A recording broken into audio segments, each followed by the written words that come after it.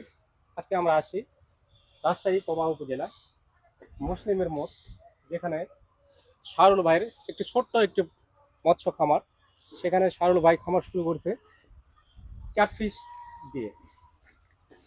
এই খামারে আছে শিং, মাগুর, ট্যাংরা। আমরা জানবো শাহরুল ভাইয়ের কাছ থেকে সে শিং, মাগুর, ট্যাংরা চাষ করে কিভাবে লাভবান হচ্ছে। আসসালামু আলাইকুম ভাই।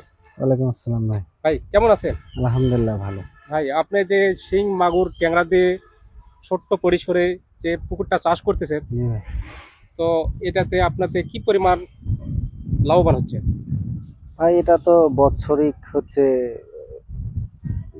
চাষ। এখানে বছর শেষে আসে বেনিফিট, একটা ভালো বেনিফিট আসে। আমি অন্য অন্য মাছের সাথে মানে সাথী মাছ হিসাবে এটাকে আমি চাষ করি। তো বাণিজ্যিকভাবে চাষ করার জন্য এবার আমি নতুনভাবে পদক্ষেপ নিয়েছি। এর আগে সাথী মাছ হিসাবে একে চাষ করতাম, এককভাবে কখনো চাষ করিনি। তো এবার আমার এই পুকুরে প্রায় ধরেন যে ট্যাংরা আর গুলশা মিলে 7 থেকে 8 হাজার টাকা দিছি, 8 হাজার দেওয়া আছে। আর আপনার শিং দেওয়া আছে মোটামুটি 5 হাজার। এই দিয়ে আর কিছু হয়তো সাদা মাছ দিয়েছি। এই দিয়ে আল্লাহর রহমতে এখন মোটামুটি রেজাল্ট ভালো আছে।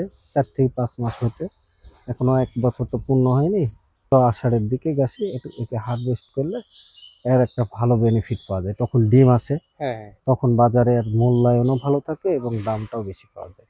একটা ভালো মানে দামও পাওয়া যায় এবং ভালো লাভবানও হওয়া ভালো যায়। লাভবান হবে। আচ্ছা, শিং দেওয়া আছে 5,000, হ্যাঁ, আর হচ্ছে ট্যাংরা, ট্যাংরা আর গুলশা মিলে দেওয়া আছে 7 হাজার। ট্যাংরা গুলো সব মিলে 7,000। হ্যাঁ। আর হচ্ছে এই যে বাংলা যেটা রুই, মৃগা, এলা ছোট পোনা, এগুলা হচ্ছে অল্প ছোট আপনার। আমি তো বড় মাছ ওইভাবে করি, এখানে পোনা কিছু পোনা দিয়ে সিস্টেম। দিয়ে রেখেছি। ওই আমরা পদ্মা নদী থেকে যে রেণুগুলো আমরা কালেক্ট করি, ওই রেণু কিছু আমি হয়তো 3 ইঞ্চি 4 ইঞ্চি সাইজে হয়তো আপনার দিয়ে 5 রাখছি। থেকে 6 মণ আমি দিয়ে রাখছি, ও আচ্ছা, যেন সাথে হিসাবে অস্ট্রেলিয়া এটা হয়ে যায়, মানে এটা আপনি থাকে। এই মাছটা রাখবেন 1 বছর। আমি আচ্ছা, 1 বছর। 1 বছরে এই মাছটা কিরকম কিরকম পরিমাণ ওজন আসতে পারে? আমার ওজন আপনার শিংলা প্রায় 8 থেকে 10টার মতো আসবে কেজিতে? কেজিতে।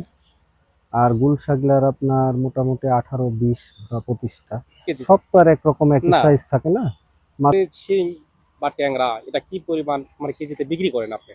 আপনার এখন বর্তমানে আমাদের রাজশাহীতে এগুলা এই মাছটা খুবই কম চাষ হয়, তো হ্যাঁ, এর কারণে শিং আপনার মোটামুটি যদি আপনার 8টা 10টাই কেজি আসে, আমার এখানে একটা বাজার ভালো পাওয়া যায়, 450 থেকে 500 টাকা পাই। কেজি। হ্যাঁ, অনেক সময় আমদানি যদি বেশি হয় তাহলে 400 টাকাও বেচতে পারে, বেচা লাগে, বা হয়তো 2-10 টাকা আরো কমও বেচতে হয়।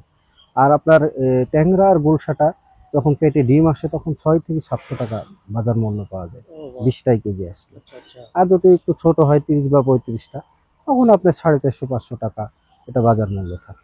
আচ্ছা, আপনি মনে করতেছেন যে বড় মাছের চাইতে ছোট মাছ মানে চাষ করে আমার লাভ বেশি হবে? আসলে ভাই বড় ছোট পুকুরে তো বড় মাছ চাষ করা যায় না। না, পুকুরটা আসলে এটা আমরা ধারণা করি যে বড় ছোট পুকুরে মনে হয় বড় মাছ হয়, আসলে হয় না। সেই কারণে আমি মানে এককভাবে এবার চাষ করার চিন্তাধারা থেকে আমি কিছু পোনা দিয়ে রেখেছি, যে এটাও আমার হয়তো 5 মণ পোনা দিয়েছে, আমার 15 মণ হলো 1 বছরে, হ্যাঁ বা 20 মণ হলো। এই পোনাটাও আমার একটা ভালো বাণিজ্যিক, আমারও একটা চাষ পেয়ে গেলাম, বা একটা ভালো বেনিফিট পেলাম। আবার শিং মাগুর তো এটা আমি, এই শিং মাগুর বা গুলশা ট্যাংরা এটাতেও একটা আমি ভালো একটা লাভবান হব। আশা করছি যে হয়তো বা আমি লিজ ভ্যালু বা খাবার টাবার দিয়ে যদি এই পুকুরটাতে 4 থেকে 5 লাখ টাকা খরচ করি, খরচ করে, হ্যাঁ, আমার হয়তো বা 8 থেকে 9 লাখ টাকার 9 লাখ আমি টাকা মাছ বেচতে বিক্রি করতে পারবো। পারবেন। হ্যাঁ, তাহলে বছরে মোটামুটি ভালো বেনিফিট আসতেছে। এখন খরচ বাজ যদি হয়তো 2 বা 2.5 বা 3 আর লাখ টাকা যদি একটা এরকম পুকুর থেকে থাকে, একটা একটা পরিবারের জন্য অনেক ভালো হয়। ও আচ্ছা আচ্ছা। আচ্ছা, এই যে নতুন যারা মানে চাষ করলে লাভবান হবেন বা কিভাবে চাষ করলে তাদের মানে এই জিনিসটা মানে শিখবে বা ভালো আশা। আসলে এখন বর্তমানে যেই মানে এক এক এলাকার এক এক পুকুরের লিজ ভ্যালু, তো হ্যাঁ আসলে এলাকা ভেদ বুঝে চাষে মানে মাছ চাষে ঢোকাটা উচিত। কারণ আমার এলাকায় সবচেয়ে বাংলাদেশের মধ্যে লিজ ভ্যালু বেশি। এখানকার যারা মৎস্য চাষী পুরান আছে, নতুনের সংখ্যা খুবই কম।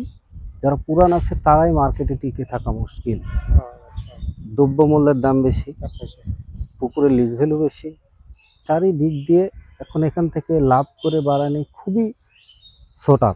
এখন অনেক সময় অনেক জায়গায় আছে বা রাজশাহীর বাইরে অনেক পুকুরের লিজ ভ্যালু কম, তাদের ক্ষেত্রে হয়তো নতুন যারা ব্যবসাতে আগ্রহী বা ব্যবসা করতে চায়, আগে আমার মনে হয় যে একটা চাষির কাছ থেকে বসে হ্যাঁ বুঝে ওর সঙ্গে থেকে আগে ব্যবসার কোয়ালিটি বুঝে তারপরে ব্যবসা নামা ভালো। আসতে হবে। কারণ একটা মানুষের পুঁজি থাকে 8 থেকে 10 লাখ টাকা, হ্যাঁ পুঁজি আর রাখতে একটা পুকুর করতে একটা 8 থেকে 10 বিঘা পুকুর করতেই লিজ ভ্যালু দেওয়া লাগে 10 থেকে 12 লাখ টাকা। তাহলে আমি পুকুরের লিজ ভ্যালু দিয়ে যদি আমি খাবারের আপনার মাছ যদি আমি না করতে পারি, মজুদ না করতে পারি, তাহলে দেখা যাচ্ছে যে আমার ওই যেটা সুদে আসলে আমার বলা যায় যে ওই আপনার খাদ্যের দোকানে হ্যাঁ যে আমার একটা খাদ্যের দাম 1300 টাকা, আমার যখন আমি বাকিতে নিতে যাচ্ছি তখন 200 টাকা 200 বেশি টাকা দেয়া বেশি। লাগছে। তাহলে আমি যেটা ইনকাম করছি বছরে আমার খাদ্যের দোকানে দেওয়া লাগছে, এবং যেই সুদের উপরে টাকা নিয়ে যে মাছ চাষ করছি সুদের লাখ দেওয়া লাগছে বা কিস্তি লাখ দেওয়া লাগছে, সম্পূর্ণভাবে যেটা লাভ করছি সেটা সম্পূর্ণ মানুষকে দেওয়া লাগছে।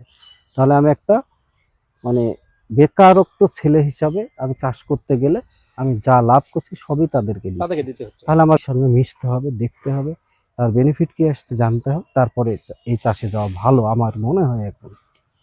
তার মানে আমরা বুঝতে পারলাম যেটা, যে আপনি পুকুর যদি নতুন করে চাষ করতে চান হ্যাঁ। অবশ্যই পুকুরের মাধ্যমে আসতে হবে, হ্যাঁ, অথবা যারা পুরান চাষি তাদের কাছ থেকে জেনে পরামর্শ শুনে নিতে পরামর্শ হবে। নিতে হবে, এবং নিজস্ব ক্যাশ থাকতে হবে। অবশ্যই। নিজস্ব ক্যাশ হলে এতে লাভবান বেশি হবে।